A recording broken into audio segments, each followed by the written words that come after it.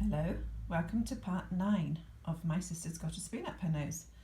Dad has just run the 1 mile race, that's quite hard to say, wearing a fluffy purple penguin suit, and Nicholas and Mum thought he hadn't turned up, but he was there all along.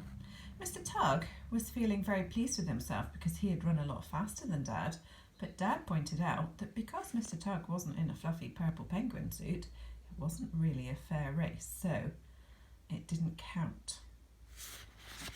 Chapter 5 is called Sink or Swim. So we know now that this is Dad, don't we? Sink or Swim, why is this a clever title? We know Dad's going to do a race in a swimming pool next, but sometimes we use the phrase sink or swim when we're not talking about swimming pools or the sea or lakes or anything to do with people swimming. What does the phrase sink or swim mean? Pause the video and have a think.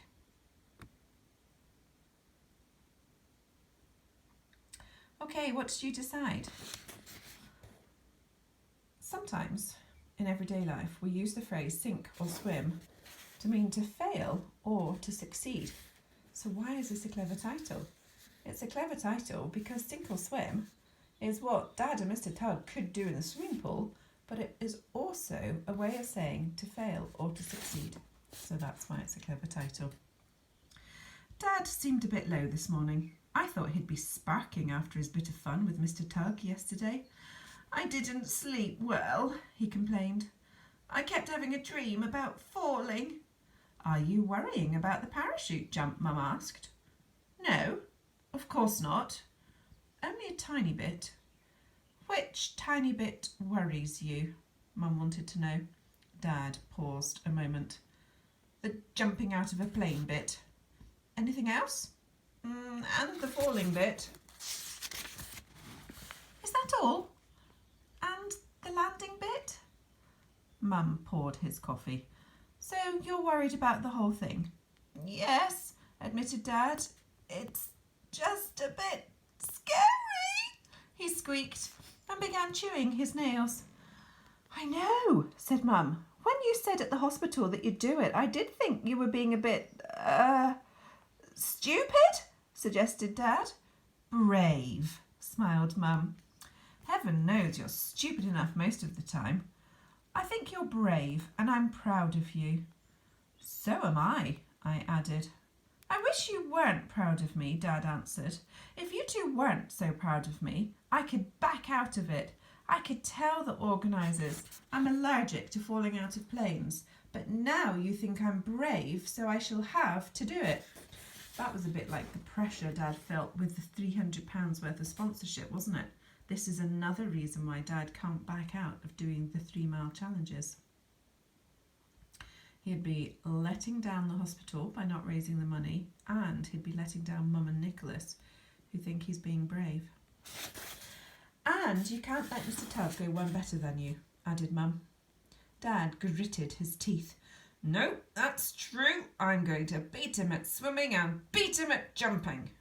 Mum put her arms around Dad. My hero, she murmured. Try not to think about the jump. You've got the swimming first. Yes, but that's easy. It's just up and down the swimming pool a few times. Swimmy poo! Cried Tomato. Dad, it's 32 lengths. 30 poo! Tomato gurgled. 30 poo! Repeated Dad, stunned. We know quite clearly now, don't we, that Dad has no idea what is involved. He's not looked into this at all, has he? If he's got to swim a mile in a swimming pool, it's not just going to be up and down a few times, is it? But that'll take a week. Can I use a boat? I could borrow a pedalo from the lake in the park. Or maybe the Navy will lend me one of their submarines. I'd only need a small one. What is my dad like? By the time we set off for the pool, Dad had gathered some bits and pieces he thought might help. Oh, I wonder what these bits and pieces could be. Any ideas? All the other swimmers were there, and none were in fancy dress this time. I suppose it's a bit difficult to swim in fancy dress, unless you go as a dolphin, or a shark, maybe. Mr. Tug was there in his slinky racing trunks. He stood on the side and did some stretchy, bendy exercises. When he saw us, he came straight over. Well, well, it's the Penguin. I'm surprised you didn't keep your fancy dress on. You can't escape this time. I'm going to beat you, Hollow. We'll see about that, said Dad. I used to swim for my school, snarled Mr. Tug, when I wasn't running for it. I'm off to get changed, Dad said. I'll see you in the pool, Mr. Tug. Mr. Tug's quite a boaster, isn't he? I used to run for my school. I used to swim for my school. I'm not sure that I like Mr. Tug very much. It's not very nice manners to be very boastful, is it? Okay. Today, I would like another prediction, please.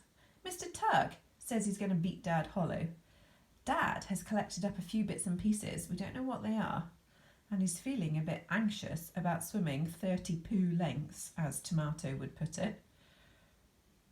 What's your prediction for the swimming race? How is it going to go? Is it going to go well? Is it going to go badly? Is Dad going to win? Or is Mr. Tug going to win? Or do you think it could be a draw? I would like you to give me your prediction, and if you can, I would like you to explain why you think this, please. Thank you very much. I look forward to getting your email. Bye for now.